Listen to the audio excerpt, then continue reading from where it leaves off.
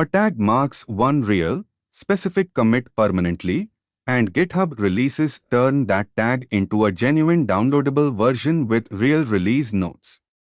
In this video you'll tag and publish a real release. This real command genuinely marks the current commit as version 1.2.0 permanently in the repository's history. This real command uploads the tag to the genuine remote. Tags aren't pushed automatically with regular commits. This real action turns the tag into a genuine GitHub release with downloadable source archives and human-readable notes.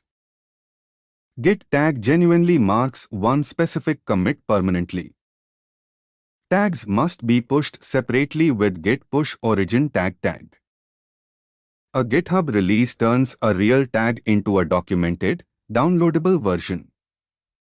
Tag your latest real commit as version 1.0.0 and publish it as a GitHub release. Ready to pick just one real commit out of a whole branch?